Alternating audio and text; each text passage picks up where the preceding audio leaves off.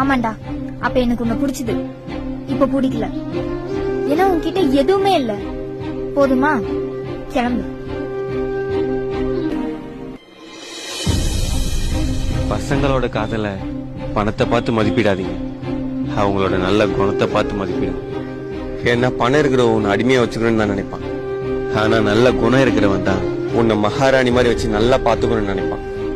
நாளைக்கு அவன் உன்னை விட்டு போயிட்டேன்னு வச்சுக்கேன், தயவு செஞ்சு நீ எங்கிட்டே திரும்ப வந்துரு.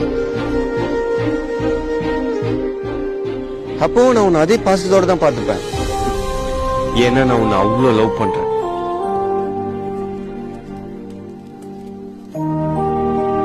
நான் வரேன்.